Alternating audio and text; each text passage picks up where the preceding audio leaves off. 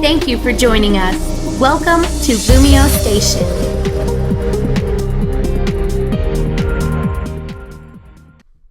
What's going on, LumioseStation? You got PokeAim here, and today I am back with Game 2 of my set versus Cybertron. If you guys didn't know, Cybertron is very known in the VGC community, has taken a bunch of championships and such like that. He's a very good buddy of mine. I'm actually 2-0 in sets versus him. This will be our third set right here. And he has one game versus me one, and this is the second match. If I lose this match, he takes the set.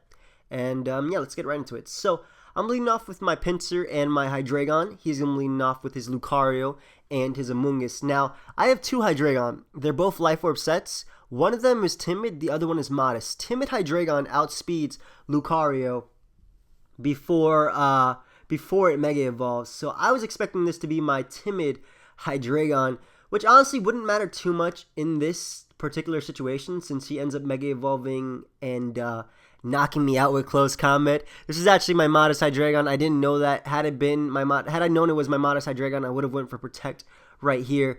But he's able to Mega Evolve, go right for the close combat, and knock me out. I wanted to get off a Life Orb Fire Blast on the Amoonguss and a close combat on the Lucario. That way, I would essentially not have two Pokemon down per se, but Amoonguss would be super low, and I would have knocked out Lucario this turn. But we both traded our Pokemon to a close combat. I knock out his Lucario. He knocks out my Hydreigon for basically free, as his Amoonguss is going to be able to put me to sleep with Spores. So I'd say that he really came out top in this first turn of the match, because I lost a Pokemon and I have a sleeping Pokemon, and this Amoonguss is fat and it's at full HP. So he's going to reveal his Gengar right here, as I'm going to go out into my Gardevoir because I am Choice Scarf.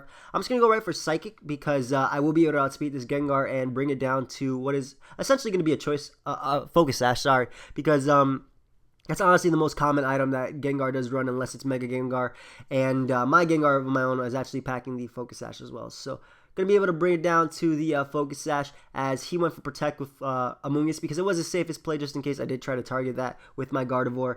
And I'm just going to be able to burn off a turn of sleep with my Pinsir. So hopefully I'm going to be able to get the second turn, or the first turn wake rather, in the following turns. So I'm going to go out to my own Gengar. Like I said, I am also Focus Sash just like his. I'm actually going to get the wake right here and go right for Faint.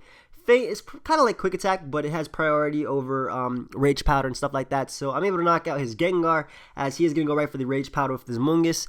And I'm able to go right for the Will-O-Wisp with my Gengar because I want a bit of residual damage on this Amoonguss. If I have any chance of winning, it's by willing down this Amoonguss. So able to hit it with the Will-O-Wisp. And right here he does reveal that his last is Salamence, which is Choice Scarf. I still do have a chance of winning. My chance is PP stalling his Fire Blast, because knowing Cybertron, sorry buddy, but you know it's true. He doesn't like to PP.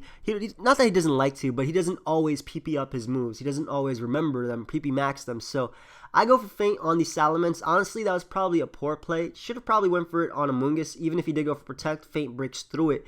And that residual damage, or that extra damage on Amoonguss rather, would have been really helpful. But able to go right for the Shadow Ball. It is a 2-hit KO regardless of the Faint, so that's why I say that Faint on Amoonguss would have been the better play, as he is going to go right for Spore and putting me to sleep. But Gengar can live one Fire Blast, and it can live a Giga Drain in the following turn. So, like I said, my only way of winning right now is hoping I dodge a few Fire Blasts and I'm able to stall them out with Protect. So I'm going to burn my first turn of sleep right here, as he does go right for the Fire Blast and misses. And he's only down to 3 more Fire Blasts after that. He actually confirmed with me after the match that, yeah, he didn't PP max his Fire Blast. I know my friend, so yeah. I'm going to go for the Protect right here.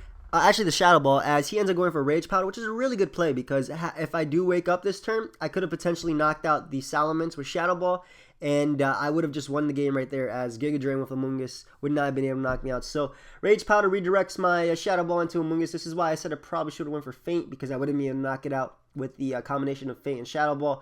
And now he only has 2 Fire Blasts left. The one that I just Protect stalled, and the one after. So basically, if I can get a double Protect, I have a really good chance of winning this game, unless Struggle is somehow able to knock out my Gengar. So I'm going to go for the double Protect right here, and I do not get it, as he's able to land his last Fire Blast, and that is going to be a good game. So yeah, good game, Cybertron.